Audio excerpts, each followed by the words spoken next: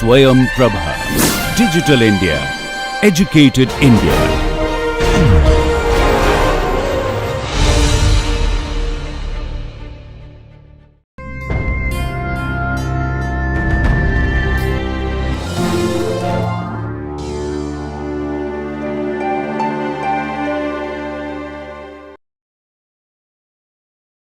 What we will do is discuss the boundary conditions. We have a second order Orrin differential equation, and then to solve that we require two boundary conditions, and that is what we will discuss now. Second order ODE, two boundary conditions are required. Now, so far we have been telling that whenever we came across this example that the fluid clings to the bottom plate, also clings to the top plate, and this fluid does not move, and this fluid moves at the same velocity as the top plate. Okay.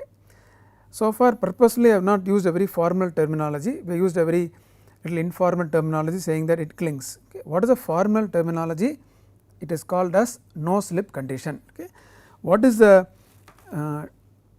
formal way of expressing a no slip condition? Let us read that and then we will discuss. The tangential velocity of a fluid in contact with the solid surface is same as that of the solid surface. Okay. So, that is what we have been telling, that the fluid clings, which means that whenever a fluid is in contact with the solid, the velocity of the tangential velocity, okay, can have normal velocity also. Now, we are discussing about the tangential velocity. The tangential velocity of the fluid is same as that of the solid. If we now apply the velocity of the solid surface here is 0, so velocity of the fluid, let us say the fluid layer just in contact with the bottom surface is 0. Now, what about the fluid layer which is just in contact with the top plate? It gets the same velocity as that of the solid, now which is moving at the Vp. That is why we said here also the fluid clings to the solid and get the same, the velocity of the fluid is same as that of the velocity of the solid. Okay. Now, why do we say it as no slip condition? Slip means there is some difference between the velocity of the fluid and the solid. When there is no difference in velocity, there is no slip or slippage between them, that is why we call them as the no slip condition. Okay. So, to summarize this boundary condition, the no slip condition means that there is no difference or no slip between the velocity of the fluid adjacent to a solid layer. It gets the same velocity, the fluid acquires the same velocity as that of the solid itself.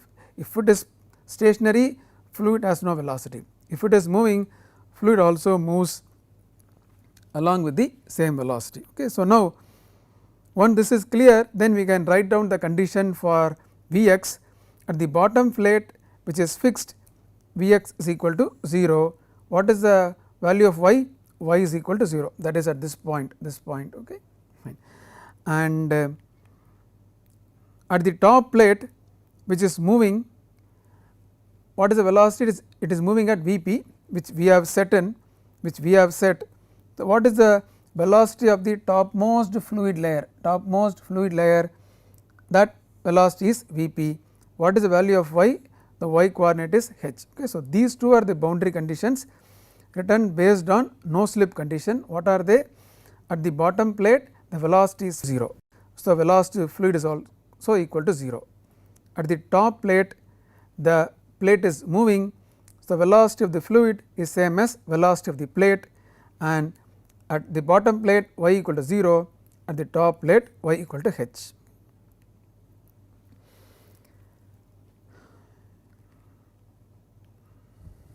Okay. Now, let us summarize the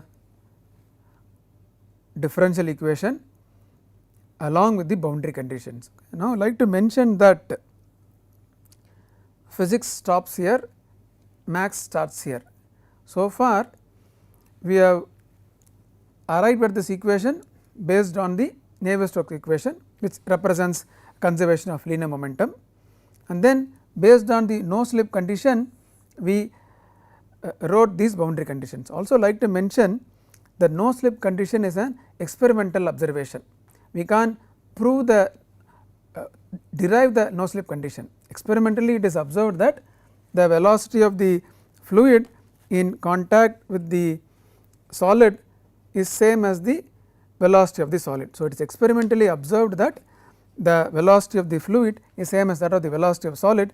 So, it is experimental observation. Let us say if you keep measuring velocity closer and closer to the wall, you observe that the velocity of the fluid and that of the wall becomes same. So, this equation has the physics of the linear momentum balance behind it, and based on that equation represents, I would say, one simplified form of the linear momentum balance. The boundary conditions are also written based on physics, which is no slip boundary condition. Now, if you recall back, you would have done courses on mathematics, on calculus, differential equations. In those courses, you would have been given a differential equation with the boundary conditions. Now, this is a situation now where you have formulated the differential equation yourself along with the boundary condition. There some equation was given, you would solve as a mathematical problem, but now all the differential equations represent some form of conservation equations. Now, because you know the conservation equations, you yourself have arrived or derived the differential equation and stated the boundary conditions yourself. So, putting in another way, now you have formulated the question yourself. Okay. So, that is why I said from now onwards what we are going to do is simple maths, okay. Just what you would do in a typical first year engineering calculus course. Given a linear first order differential equation along with boundary conditions, how do you solve? Okay. That is all we are going to do. So, let us do that. This is very much known to you. So, integrate once, we get dvx by dy is equal to constant C1. Let us integrate once again, you get Vx is equal to C1 y plus C2. Now, we will have to evaluate the constants C1 and C2, okay, for which we use the boundary conditions. Okay. So, we use the first boundary condition Vx equal to 0 at y equal to 0.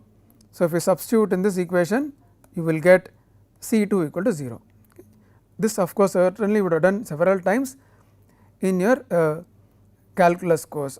Now, let us use other boundary condition Vx is equal to Vp at y equal to h, and so if we substitute in this equation, of course, C2 is 0, left hand side is Vp, right hand side is C1 into h. So, C1 becomes Vp by h. Okay. The first boundary condition was here, second boundary condition was at this location. Okay. Here the velocity is 0, here the velocity is Vp. Okay. So, now when you substitute in this equation, you get the velocity profile Vx is equal to Vp by h into y, and that is the velocity profile which we have been seeing so long. Almost from the beginning of the course, we have been looking at this velocity profile. We said that we will derive towards the end of fluid mechanics part, and that is what we have done now. And if you want to represent, this is the pictorial representation, velocity varying from 0 to Vp at the other end, and remember they are all shown as vectors. It is a velocity vector directed along the x direction. Okay. So, in that way it is a kind of, I would say, milestone. We have been looking at this several times, and today's class we have derived it. Okay. Okay. Having derived the velocity profile, we can derive the equation for the pressure profile or the pressure distribution, and we have seen there is no pressure gradient along the flow direction, dou p by dou x equal to 0, and then there is no pressure gradient along the z direction also, okay, that is this direction, okay, and there is pressure gradient only in the vertical direction, which is the same as the condition of fluids at rest, just a hydrostatic pressure distribution. Okay. So, pressure varies only in the vertical direction. So, let us integrate that. So, if we integrate, we get p equal to minus rho g y plus a constant, and at y equal to 0 we specify a pressure which is shown here, some p naught, and so if we substitute in this equation, you evaluate C3 p naught, left hand side is p naught, this is 0. So, C3 is P naught. So, let us substitute that and you get this as the equation for pressure distribution P naught minus rho g y, which just tells you that the pressure varies linearly with y. It increases if you go down or decreases if you go up, and that is what is shown here. This is pressure P naught. At the top plate it is P naught minus rho g y and y is h. So, it is P is equal to P naught minus rho g h, and of course, the distribution is given by P naught minus rho g y. Okay. So, it varies linearly from P naught to P naught minus rho g h, which is same as that in a static condition. Okay. And the pressure distribution here is hydrostatic, and we can also see that because the flow is incompressible, absolute pressure has no meaning. We always talk in terms of pressure difference. So, we always find pressure to an arbitrary constant. What does it mean? That is why we said at some position y equal to 0 we are given the pressure P naught. So, this you get an expression which tells the difference in pressure P minus P naught is equal to minus rho g y. Always you find in an incompressible flow up to an arbitrary constant, that is a more formal way of saying, and that is what we are seeing here as well. Okay. That is applicable for all the incompressible flows. If it is compressible, the absolute pressure can be determined, and that has a meaning as well.